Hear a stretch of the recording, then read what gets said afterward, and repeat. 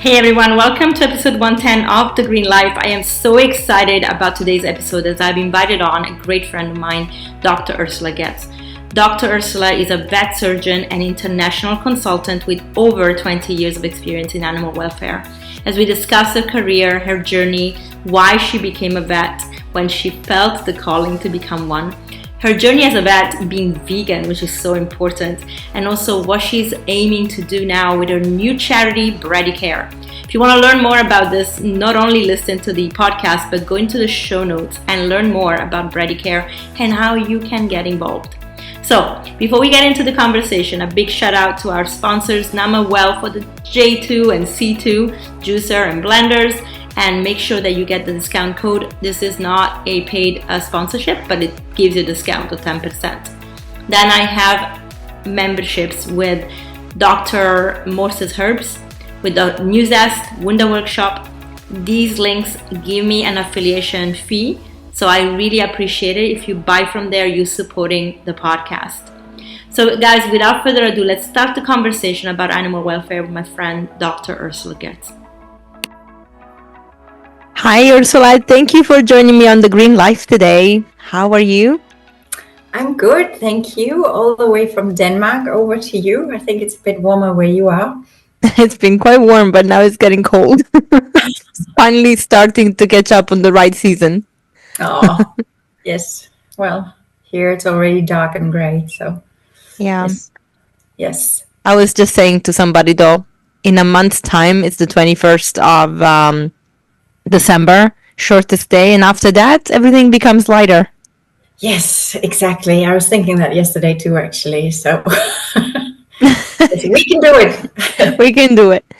Well, in the meantime, we have a lot of light to bring to the world, which you have done for a very long time. So for people that don't know you, they don't know your work as a vet, but more than that, as a very conscious vet, one of the few vets I know that actually live a plant-based lifestyle and are vegan as well. So I would love to know your story. First of all, in parallel, maybe how you became vegan as well as how you started working with animals. Yes, so that's right. I have been actually vegetarian most of my life, and that was not because I didn't like meat or the taste of animal products. I did very much like it, but I grew up in a small town, actually in Germany, and the first step was when I became a little bit more conscious about what it takes to produce animal products. I was 15 and I was just from the school when you are sent out to do a job maybe and walk alongside the job that you might want to pursue once you finish school. And that for me was already very clear that it was veterinary at the time. And so I walked not only with a small animal doctor for a week, but also her husband who was working with farm animals. And of course, the nature of the beast is that animal needs to be killed and checked. Every piece of meat that ends up on our plates has been checked by a veterinarian and has been gotten a stamp that it is what is called fit for human consumption. And part of my experience back then was that I also had to do that, of course. And although, of course, you eat animals, that they need to die for that. But when you have such a strong connection and empathy with animals, and then you see them being shot and then or slaughtered, and then you have to say, yep, this is fine to eat now. And so that was very difficult for me, and also to know how industrialized the farming has become. Back then we were going from farm to farm. The animals never left the farm. They weren't sent to a slaughterhouse that was sort of home slaughtered, and they didn't know literally until they were hit that they were going to die. And so that was what I guess nowadays we would call it humane slaughter, but still the end result is the same. The animal is dead and we're eating it. But for me, seeing how industrialized animal food production has become was actually the big shocker. And so I did not want to participate in that part. And became vegetarian first. But then at the time, and I think it was also because how I grew up and where I grew up, the cows were still with their babies, the milking cows. And so it wasn't like, again, the industrialized farming where the calves are being taken away, the male calves are being either left to die or slaughtered or that was not what I had seen at the time. So I think for me, the dairy, I did not realize at the time that that is actually more evil in a way than the meat production.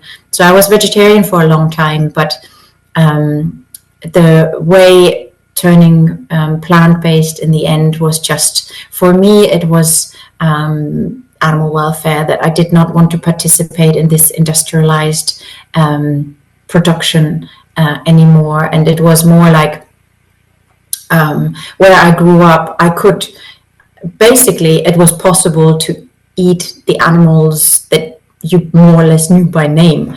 And so I am not against that. I think if we have the luxury in the developed world to be plant-based, and in some countries you really only have what you have, and I don't want to judge that, but we have the luxury to choose, and so we also have the luxury not to participate in that cruel industry, and which actually also now, it started out with animal welfare, but also thinking about it further and later in life about climate change, etc., is just a no-brainer that we should not be doing that and that we should not participate in that. And we have a strong voice every day with every meal that we eat, where we have a choice to make whether we want to participate or not.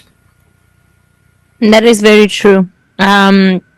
I was listening to you and thinking about my experience, and first of all, I really love that at 15 you saw that and it connected with you, and immediately you made, you connected those dots and thought, okay, I can make a choice now. And I really think that there are spirits that come into this world, into these bodies, and they are more attuned to the empathy and the compassion, and sometimes, they manifest actually as early as really almost babies, where they just don't want to eat animal products. And of course, our blank canvas is poisoned by the world around us. It becomes, like the culture that we live in, and what our parents have educated to understand that is normal versus not. And there is a disconnect between what is on our plate and what is actually what we're eating. You knew that it was an animal, and when you saw it, okay, it just died and now it's fit for consumption. That's the connection that you made. But for me, actually, when I went vegan, I honestly just didn't even think that what I was eating was a living being before. It only hit me when I was vegan I had been vegan for 2 months. And I did it for health. So again, I didn't connect to the animals per se. But I always loved animals, which is interesting, right? And then I went for Thanksgiving in the US, and I didn't want to offend my mother-in-law, so I just had the turkey. And the first bite I took, for the first time in my life, it didn't taste that delicious, smoky flavor that I remembered. It tasted like flesh. And only then my brain was like, oh my God, this is a living being you're eating. It's flesh of a living being. And that was it for me. But it's funny how we connect to this in different ways. But and then, I regret, the only thing I regret is not doing it earlier. I was already 31. So it's the only thing I regret. I wish I had done it when I was younger. But so thank you for sharing your story, but also that connection is so powerful. I really hope that people think that what is on our plate is actually, there is a bigger story behind it. It's not just something that poof is on our plate. And as you said, here we have the luxury of choice. We can choose anything we want. So it doesn't justify, oh, I'm going to starve. We're not going to starve. We don't live in a place where you can't grow anything, really. So but so you knew you wanted to become a vet really early in life. And how so tell me about your story. Like, how did you actually, where did you study, but also how did you develop into your career, and how did you know exactly what you wanted to focus on, farm animals versus pets? Yeah, so I think my story started out like from what I hear, what many people think or feel. Like you say, we grow up as kids, we are naturally empathetic creatures. And for me, that was very early on, very strong and apparent. So I'm one of those typical little girls that is like, as far as I remember, I have never, if you ask me, I have never made the decision I will be a vet. It was never a question what I was going to be when I grow up. It was always natural for me to say, I'm going to be a vet. And I hear that a lot of people feel that way. And the reason behind this is because they love animals and they want to help animals. And then, of course, then the brain kicks in, or the family or finances or obstacles come in the way. And the choice then diverts to a different outcome. But for me, it was the other way around, really. I wanted to be a vet. And because of the same, I love animals and I wanted to help them. But for me, I had a lot of challenges. As health challenges, I was a lot in hospital as a child, as a very young child. I had a lot of surgeries and associated with my hip, and so I had many surgeries and many months, even years in hospital. And so my family said I should not become a vet, because back then it was, and sometimes of course still is, a very physical job. And my family, especially my great-grandma, said it's not a good idea for you to become a vet, because most vets back then were men, and you have to be very strong, and it was natural and normal that you would be working with farm animals, and you have to calve cows and to lift heavy weights and be fast if an animal moves or kicks. So I was told that I cannot do it because of my health. So a funny story was, when I was about 5, my great-grandma asked me the typical question, what do you want to be when you grow up? And I said, I will be a vet. And I remember this very conversation very clearly. And I loved her. She was this lovely, petite, very empathetic, loving, sparkly eyes old lady. And she just shook her head and she said, I don't know if that's such a good idea with your hip. Maybe you should think of a job where you can sit a little bit more and maybe something interesting. And I remember distinctively that I thought, okay, something sitting where I can see a lot. And then I said to her, well, Gran, maybe then I will become a bus driver, because I wanted to see the world. And I thought a bus driver sees the world.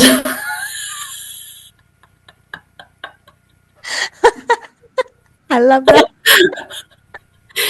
But the really funny and interesting thing is that as I was saying it, I was thinking to myself, I might be telling a lie now because I still want to be a vet, but I tell this story now to make her feel better. Oh, you were that conscious. That's amazing. But you're not supposed to lie. And I was like, I think I'm lying now. Make her happy, to make her happy. It's a white lie. So, yeah, I remember that story. So... Okay, so your challenges, but well, you were fine when did you heal? What happened to the hip, and how do you feel? So yes, so actually, yes, I was actually on crutches. I couldn't walk so I was on crutches for 7 years, between the age of 15 to 22, and then I had at very young age, at 21, I had a hip replacement, a total hip replacement. There was no other way at that point anymore. But I was told that if I would get rid of the crutches, when I was 16, I was told, then it's only because you turn them into a wheelchair. You will not walk again. And that's not an easy thing to stomach when you are 16 and you just want to fit in, and you don't want to be bullied or the outsider or the one who sits on the bench when everybody else is participating in sports, etc. So, but you know, at the end of the day, we get dealt cards that we can choose to use for our benefits, or we can choose to feel sorry for ourselves. And I know that this is very easily said, and I have been through a lot to come to this conclusion that was not always there, but it made me stronger, is what I'm trying to say. And this determination that I was going to become a vet never stopped. I just stopped talking about it because people always told me that I couldn't, and that was pulling me down, and I didn't like that. So I just stopped talking about it, and I was equally determined in my mind.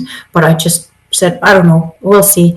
And yeah, just pursued, and I knew you need very good grades to get into vet school and so I just had my focus on that. And actually now I think this was actually, when you're 16 and you're being told that you're going to end up in a wheelchair, you get through very, very dark times, and you get through very, very sinister thoughts. And I was suicidal for sure. I did not have much support at home. I didn't have a strong family. And so it was very lonely and very sad. And for me to have that vision of helping animals and wanting to be a vet was so strong that it actually helped me through. And I'm getting a bit emotional now. So for me, I always say that the animals have helped me already a lot. So now I'm only giving back. That's it. I love that. I love it. You know what? It's so funny because of your energy, your loving nature that you have naturally.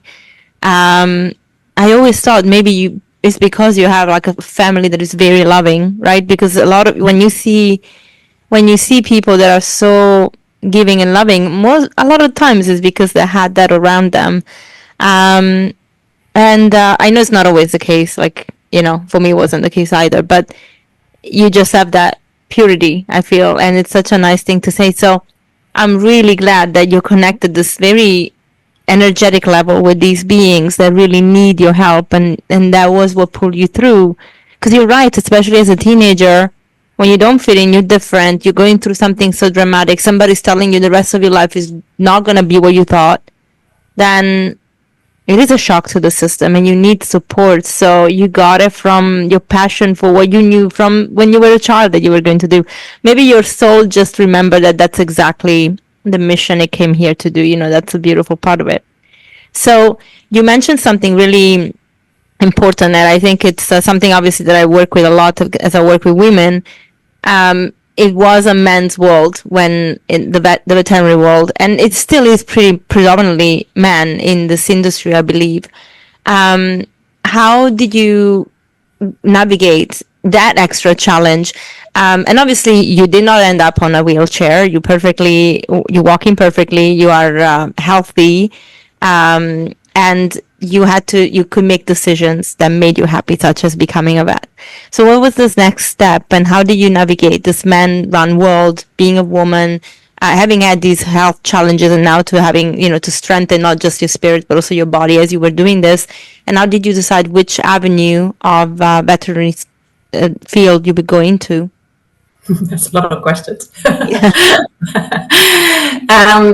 Yes, so actually it depends which country you are talking about. In some countries, the veterinary world has completely turned around and is almost 100% female now. Nice. In some countries, in other countries, it is still very much a man's job. And interestingly, the men who are still out there are often in farm animal industry or in leading positions. So that is where they are to be found nowadays. But it is very much, it has turned a lot. I think when I was at university, we were almost 50-50, so almost 50% women and men. But nowadays it has changed a lot. That in some universities, some years will have no male students. So, but that depends very much on the country we're talking about. Because you studied in Germany, right? I studied in Germany, yes. What is Germany like now? It's also predominantly female students, yes. So that has shifted a lot. But when I was 5 to now, I'm a seasoned veterinary surgeon now. So that was a different world back then. So, but yes, it wasn't easy, and I didn't know, to be honest. I didn't have the answers. I didn't know how I was going to cope. I just trusted that there was going to be a solution. And I was aware that, so when I started university, I was still on crutches. And I did not know whether I was going to be able to walk again, even at that point. So, and I started to study veterinary. But I didn't really know what was going to happen. But I knew that somehow I thought it's going to be all right.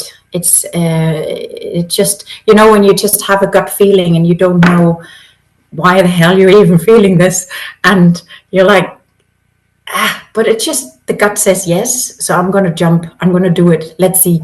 That's kind of how it was, because I had been thinking and dreaming about it for too long to just now say, just because a doctor tells me that this is my fate, I said, it's still my body. Doctors can be wrong. So that was basically my answer to that. Of course, not at the time, not when I was 16, but we're now talking 5 years down the line, and I was still on crutches. And it's very difficult to believe something that is so strong in your day-to-day living. When you are on crutches, you're on crutches. That is with you when you go to the toilet, when you make a coffee, when you cannot pick something up and walk at the same time. You have to have a backpack, otherwise you can't transport it, and things like that. So that's very, very present every minute of every day. And after 5 years, to still say, no, I'm going to be without crutches and I'm going to walk again, is not easy, especially when everybody else around you gives you the pity look, no? As well. So that's, but somehow, sometimes we have this gut feeling, and I can only encourage, if you know it or whoever is listening and you have this, just go it, just jump, just do it. We often don't know the how until we do it. So that was a big lesson for me, I think also for life, that sometimes when I feel, even now, because this doesn't change, we always still have times where we feel low or insecure, then to look back and go, come on, what have you already done? What have you already achieved? Look back and take strength from that. And I think that is something that we can all do and use. So true.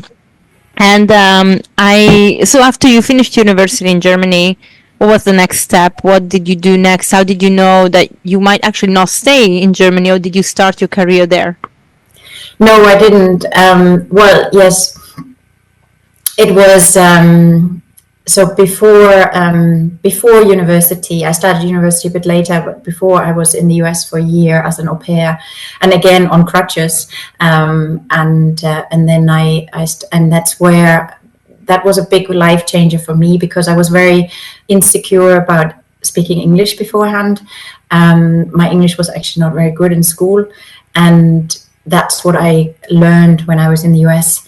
And that kind of opened many, many doors, because it's like, wow, if you just speak that one language, you can communicate with a lot of people, and you can have a lot of experiences that you cannot have in Germany, for example, or wherever you're from, basically.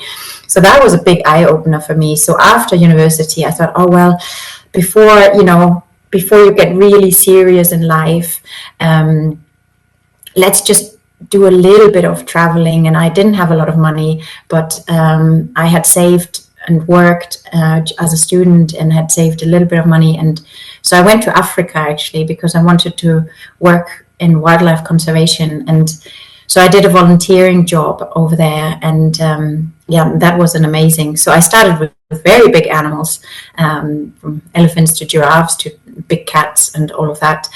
But of course, the money ran out at some point, and it was an unpaid position. But then I always had the ambition of trying everything and then narrowing it down year by year was the plan. And I'm very, very happy I did that.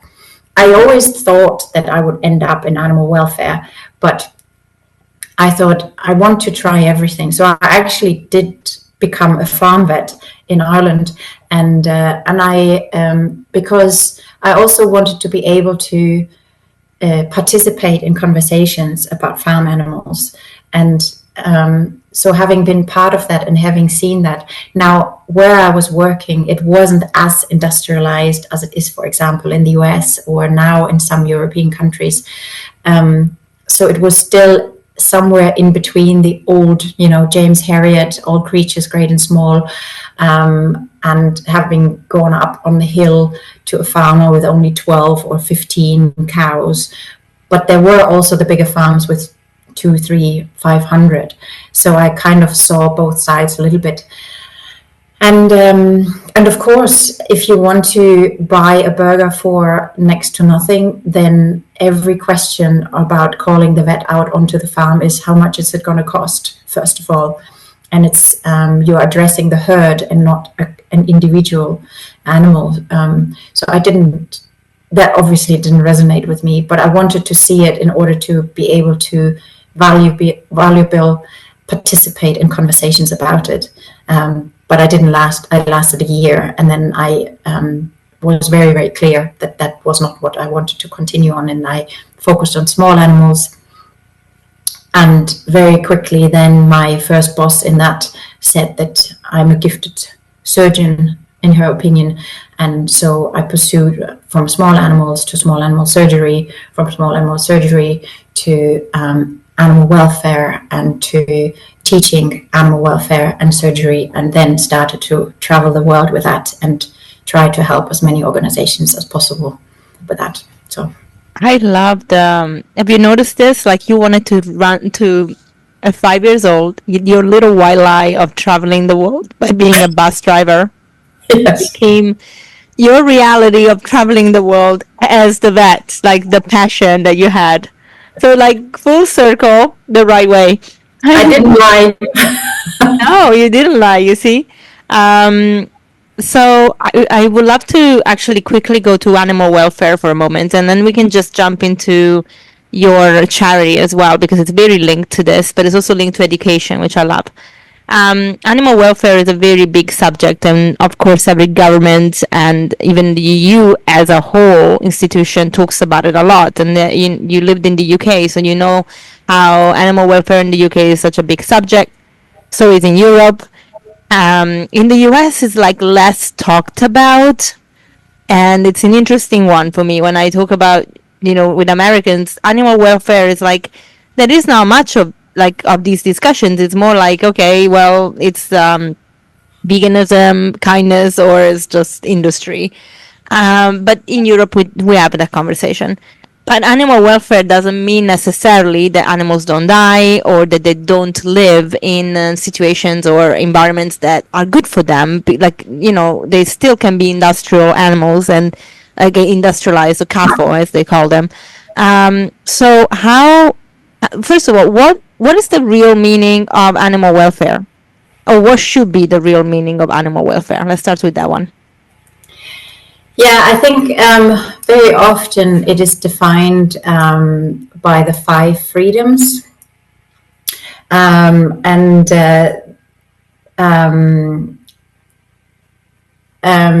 So the 5 freedoms are basically, I'm just trying now to jump back. So the 5 freedoms basically entail that the animals should be free from physical suffering. Animals should be free from hunger and thirst. Animals should be free to display their natural behavior. Animals should be free from stress and should be free from unnecessary pain and discomfort. So those are the 5 freedoms which are often referred to as animal welfare standards that each animal, each creature basically should have those 5 freedoms. But if you think about it in more broader terms, I always find it quite interesting because, and I think this is probably where part of the challenge of conversation starts, because when you and I talk about animal welfare, we are just very specific about how it should be better and that we have spent some time thinking about it.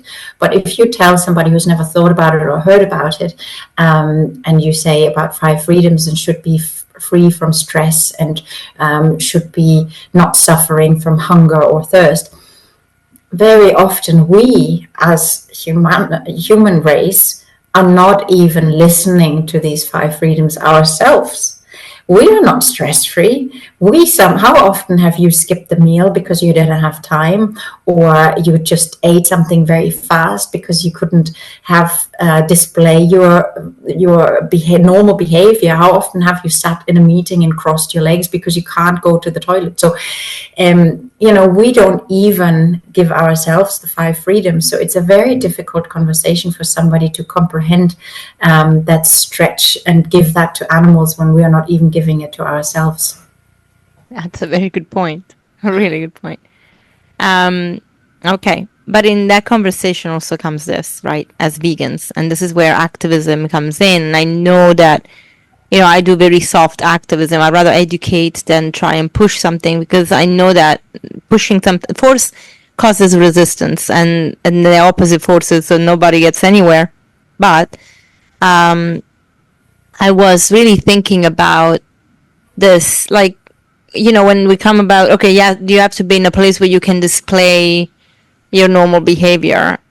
When animal welfare is applied to commercial farming, which is because most products in the supermarkets don't come from little farms. They're not free to be themselves. They are caged. They're in small spaces. If they're socializing, they get punished for it. It's like, when they're being without stress, like take chickens, for example. They're very social creatures, and they peck a lot to talk to each other, to communicate. But if they are in stressed situations, like in a small space on top of each other, they start pecking each other. So what the punishment is, we're going to cut their beaks off. And yet that's looked at as animal welfare.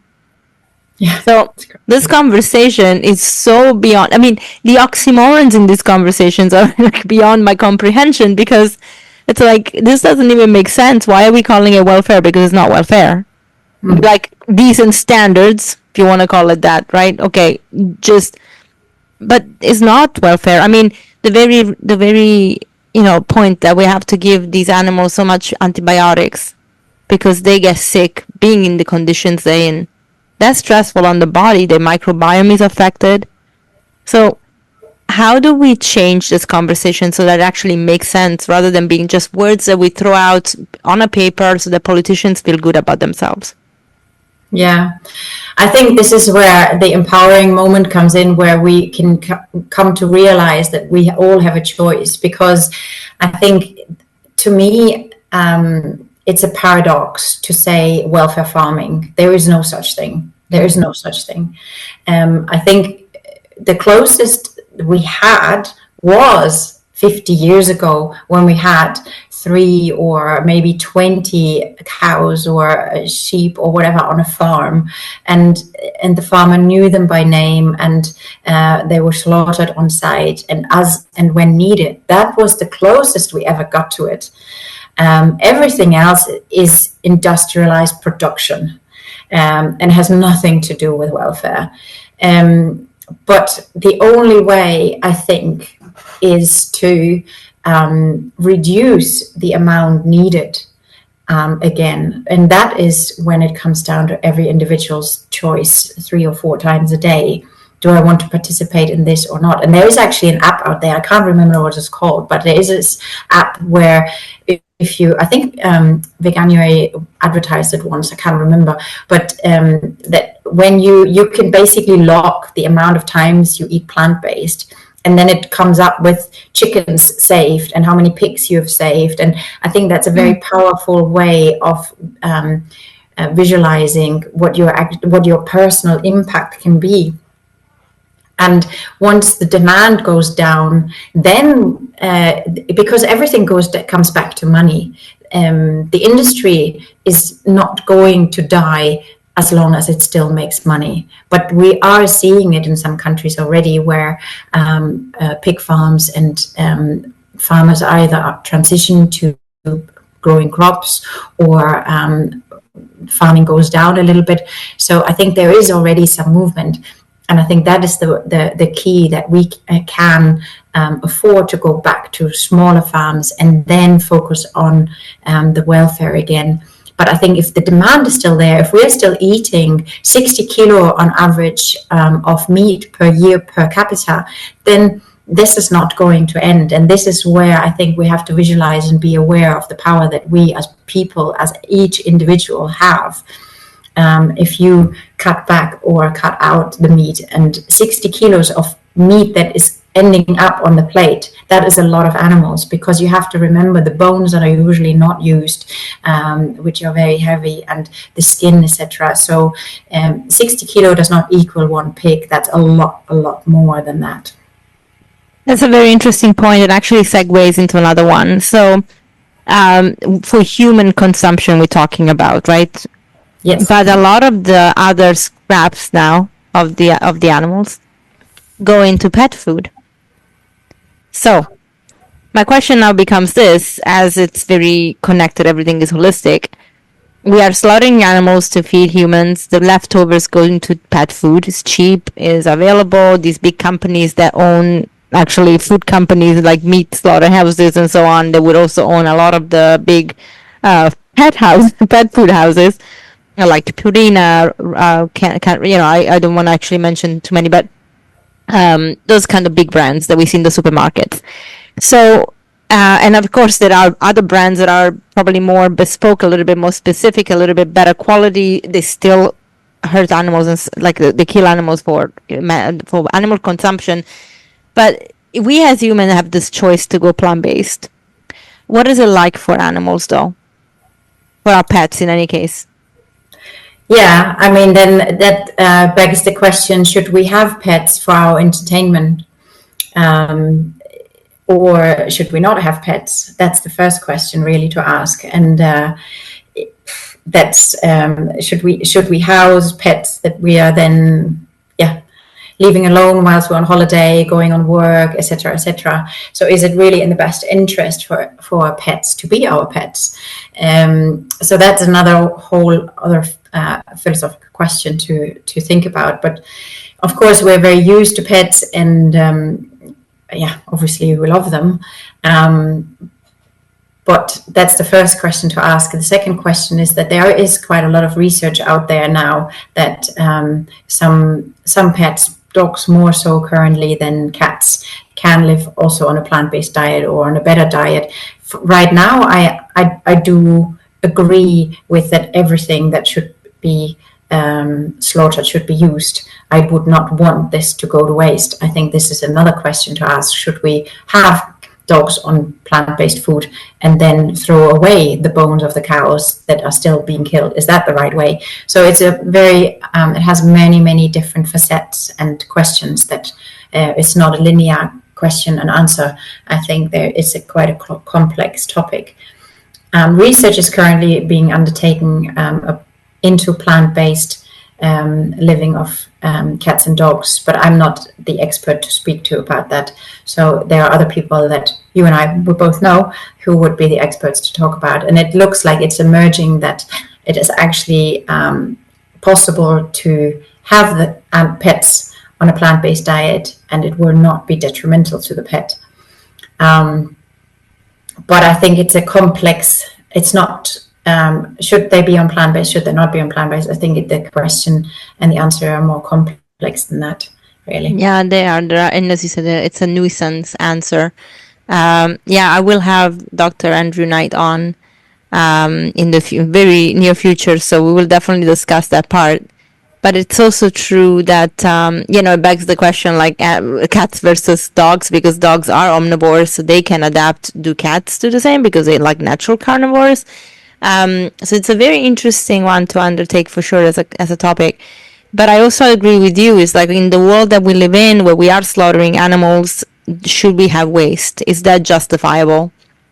So it plays out with different things. And it is complex because we are, as people, you and I are talking about this, but how many people really sit there and think about this? And we are not involved in these conversations. We're not even involved in the conversations when it comes to the food that we have available in the supermarkets. Like, people don't know what's good, what's bad. Lately, there's been this big wave, like shock wave of, the same brands in the US versus here. The quality and the ingredient amounts are so different. Like in the US, you would have 20 ingredients. Here, you would have something with like 3, the same product. And they're like, why are you doing this? Drinks that in the US have like artificial everything, and in Europe are like colored and sweetened with fruit. And it's like, what? Why? So we don't even pay attention to that. This is stuff that is new for a lot of people. Most people don't even know about it. Yet so I don't expect people to think about animal food, pet food. But it is true that those conversations have to be looked at holistically, which I think comes really down to one point, though. We are definitely killing too many animals. We are doing too much. We have too much waste in general. And I'm very involved into the sustainability movement, especially as I work with the municipality here where I live in Portugal, in Braga.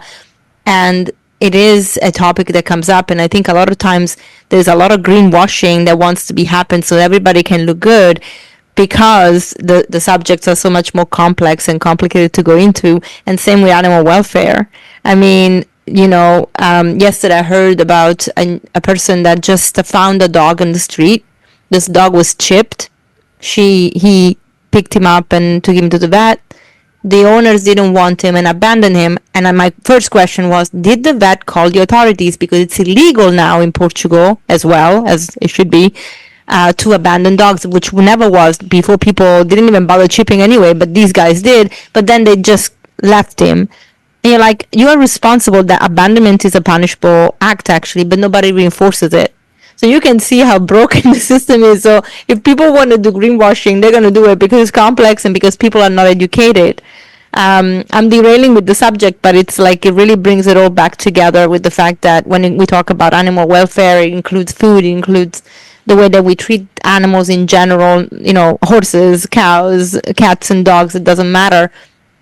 And then it goes to our choices as human beings, being conscious with what we're putting on our plate when we have a choice. So again, we can segue into your passion for animal welfare and really trying to bring the conversation to the next level, which will take a lot of time and effort. To your next step, like you've been traveling the world, you've been a surgeon, you've worked really hard at taking care of animals, saving them, rescuing them, educating and participating in many different events where you are a speaker and you share the story, which is amazing. And now you have a charity that you just launched. So I would love to talk about it because I think it's a beautiful next step, of course, as you are. And you shared with me one of the videos that you have there for educations for vets, which was so awesome. So, and you told me last time when we had our personal chat why that was so important to you to create. So if you can talk about the journey into Bradicare and actually why you created and this need for it. Yeah, so I started a charity called Brady Care because Brady was my cat who was a rescue cat who was an evil bugger and at first and was supposed to be euthanized because he was so aggressive. And then my team said, "Oh, you are so good with cats, and can you not take him home? And when he lets you, you just sort of give him a check over." And I was terrified of that beast But and he did. He did bite and chase you down the hallway like a dog, and bit you in the calves. And it was just he was traumatized because his previous owner had died, and he was left in a very small studio apartment, and more than a week until the owner was found, unfortunately. And he was sort of lifted out of from under the bed around with a noose around his neck, and he thought he was going to be strangled to death, and of course was fighting for his life. So he was very, very traumatized. So I didn't blame him for being aggressive, but I was trying to tell him it wasn't me. But it took a long time for him to trust me, and finally, when I did manage to check him over without bearing scars, I thought it's too long now. He has to stay with me, and he did, and he learned to trust again, and I learned to be patient, and so we both helped each other, I think, quite a lot. And so in his memory, I started a charity called Brady Care, and it's care because the veterinary profession is currently experiencing a global shortage. So there are many, many veterinarians who start with love and care and ambition and empathy, and then they have to focus on money and working very long hours, and people are frustrated, and it's sad when you lose an animal and you can't help, etc. There are many, many facets again to this. So, and a lot of the stress also comes that one day we are vet students and we're learning, we're looking over the shoulders of an experienced surgeon, and the next day we are qualified and we are allowed to pursue surgery, which is insane because very often we haven't had proper training in it. So many surgeons or many vets don't want to do surgery because they have never had the opportunity to learn it properly. And that's basically where I come in, because not only have I additional education in surgery, but also in veterinary education and mentorship. So that's where I started, and my goal was, what can I as a single person do to have maximum impact on animal welfare and helping animals? And that was, my answer to that is by building capacity to help other veterinarians to do a good job, to not leave the profession, to feel hopeful, to feel that they have somebody to turn to learn something properly, and to facilitate that sort of kind of supportive care, not only for the animals, but also for the veterinarians who look after them. So that's what I'm doing. I'm doing an online platform where veterinarians and students can learn the first theoretical steps towards surgery, and then follow up with a practical course to surgery, because animal welfare in terms of cats and dogs is very often the humane population management of street dogs and cats, and who's going to look after them if not us?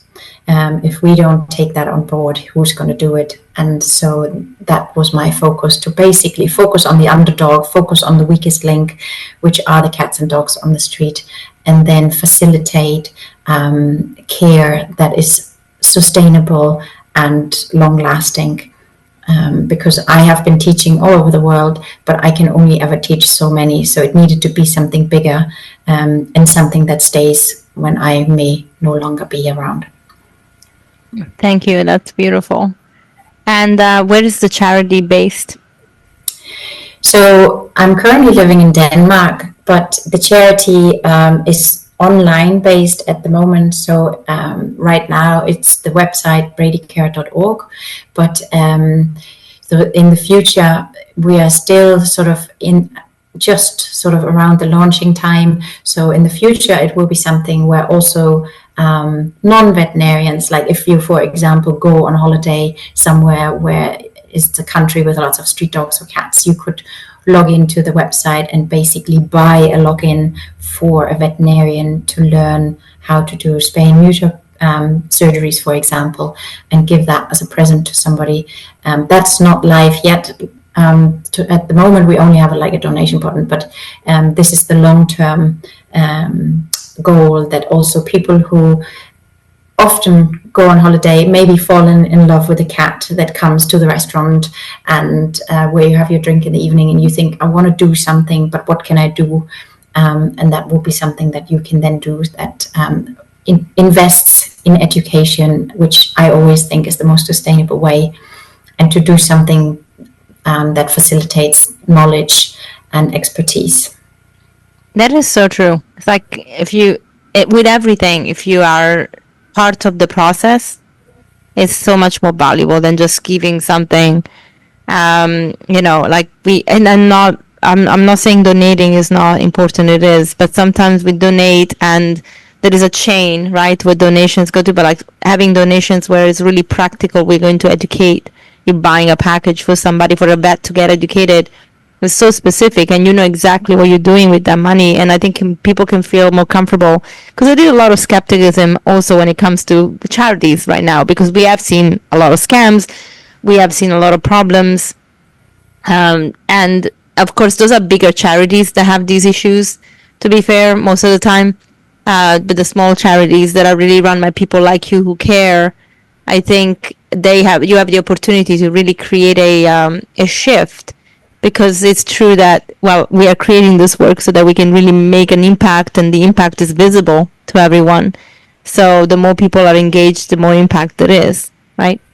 Yes, exactly. And I think it feels very empowering to be able to say, I have, paid a course for this specific area or person or even clinic, and they are now doing this and they are participating in animal welfare. I think it's a very strong, powerful tool to give to people. So you don't have to be a vet, you don't have to have any special education, anything.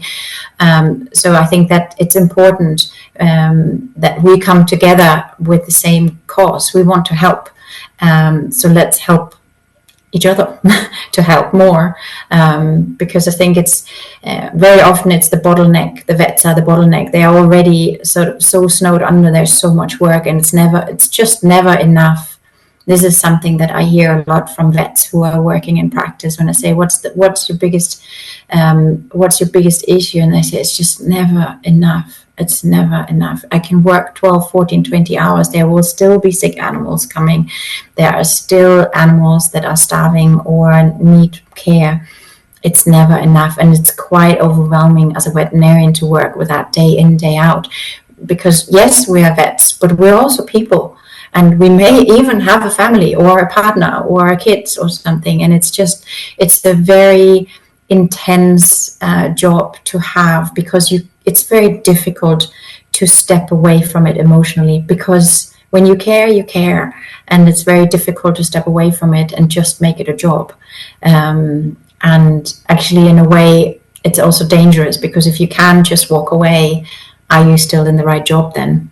So it's just to try to facilitate, to make things more smoothly, a bit less stressful. Brady Care is also like a support group where people can talk to each other, etc. So, of course, there is a lot more to it, which, would break it now. But maybe it's given a little bit of an insight so far. Yeah, it does. Thank you. I think I agree with you. There's also that is that aspect. I think in wellness, whether it's a medical care for humans or for animals. I mean, I am an ND, not an MD, so I don't do surgery. I still, worry, like if a client actually, and this is a bad habit I have, but if I have one of the women that I look after that sends me a message in the middle of the night and I am awake and see it, I will respond, because I'm so worried that they're not well. And I know those kind of boundaries I need to work personally on, but it is hard when you care, right? Especially if I have somebody that is like on remission from cancer and they're doing a protocol with me and they're like, tonight I had pain. I mean, I am really like, okay, we have to let's talk about it in the morning. Like, I'm not going to be able to sleep if I see that message before bed. So I'm like, I'm going to reply now. We'll organize for tomorrow morning. I probably will have a very bad night's sleep, but we'll talk in the morning. But I know a lot of vets that, like, in the middle of the night, if they called for an emergency, they literally get up and go to the clinic because, yeah, if your cat is, like, say, fallen from the third floor, you can't wait until the morning. It's, like, really urgent. Like, you are everything. You are ER and you are support care and you are, there is no, unless you work in a big hospital, a vet hospital, the little clinics are really like a one operation where one man, maybe two, I mean, as in people, two people or one or two vets will do everything.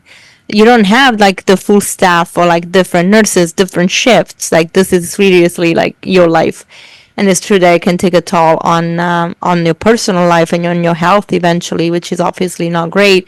But I think a lot of vets care so much about animals, and some of them might have a better connection with animals than with humans. Mm-hmm. So it's because a lot of people get into this actually to heal a wound, especially emotional. I really feel like because you had that connection with animals, they took you through a very hard time, and I think a lot of people recognize that if in the human world you don't meet the people that are working on themselves so they can be vessels of help for you as a person, animals naturally do that. It's just their instincts. They don't really know how to hurt you, be nasty, not supportive. They just want to give. And of course, there are animals and animals. I mean, reptiles might give a little less love, but like cats, dogs, and horses, for example, they're so therapeutic. There is such a big movement about horse therapy right now. So we are talking about, and even cows. If you actually take the time to really get to know them and spend time with them, they're not as aloof as they look on a field. It's just that obviously they're scared, and they're very peaceful animals that feel that the world is against them, right? They're not stupid. So I have friends that have chickens, and the chickens are really like pets. They're social, and they just want to talk to them and love them. And it's like, this is a chicken, and people think about chickens as stupid birds, and they're not at all, So yeah, it's interesting. It's a beautiful project that you have there. And how can people, obviously you're just launching, but I think this now is a really good time to put it to the forefront of our consciousness as it grows and becomes something bigger. How can we support it? You said right now the option of buying a course is not there, but there are ways to support the charity. How can we also make sure that you are, seen talking about it, because you are the voice of this project and you know it better than anyone else does. So how can we, as a public, support you? Yeah, so at the moment, it would be fantastic just to have a look at it on the social media channels and Brady Care, and talk about it, share it, post it, repost it, tag it. So it's just really the beginning of getting the name out there. The ambition is to tap into universities as well, so that the next generation veterinarians have that opportunity as well. So if you have contacts with veterinary universities even, or then do get in touch through the social media channels. If you do know an organization that works with, it's called Trap, Neuter, Release, so street dogs or cats, we're currently conducting a survey together with Cornell Veterinary University. So again, drop us a line and say, this organization is willing to participate in the survey. That would be fantastic.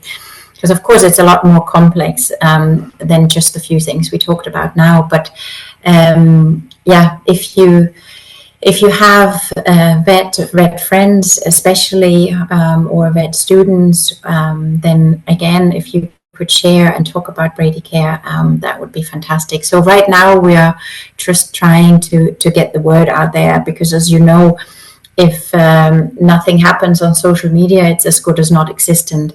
So unfortunately, nowadays we are very, very reliant on shares and posts and followers and all of these kind of hashtags.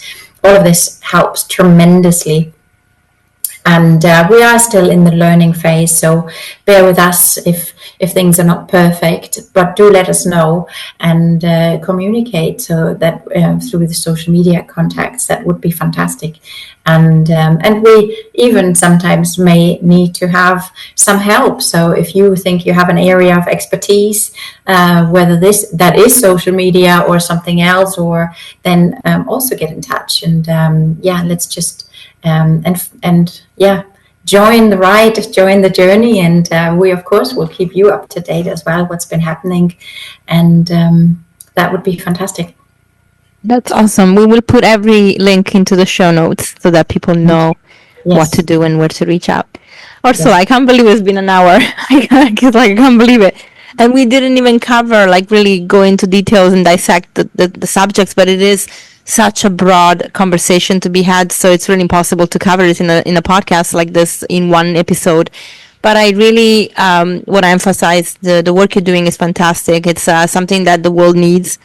I think a lot of vets, as you said, if more vets were more comfortable doing surgery, that would mean less stress on them, which makes them more, even more profitable in their own business, not just as a giving back and being charitable, but also more efficient, and we can actually help much more. I mean, we know cat colonies are one of the biggest issues because cats like reproduce in no time. So we need to make sure that we do think about that. And a lot of people can say, oh, but we are operating and stopping them from their natural, but think about the impact, right? We have to think about solutions long term. So it's really, really important.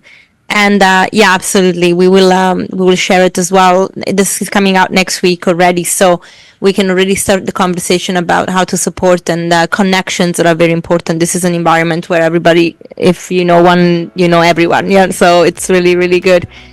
So thank you for your time. Thank you. This was a pleasure to be here. Thank you so much for the opportunity. I can't wait to see you soon again. Yes, bye. Thank you. Bye. Thank you so much, Ursula, for being on, and thank you everyone for listening. I am so grateful for this chat, and I can't believe how fast the time went. It's a very big conversation, one that can really be a struggle to cover in 1 hour, but I'm so excited that we had the opportunity to start. So if you want to know more about Bredicare, please go into the show notes, and also support this podcast by reviewing all the episodes that you can on the platforms you're listening on. Of course, if you have people that you know that are vets, or there are clinics or schools, universities, please share Ursula's details, which are in the show notes as well, because her approach is fantastic. It can really help vets become better surgeons, but also help the planet, the animals, and this is what we are here for. So I shall see you next week. Bye.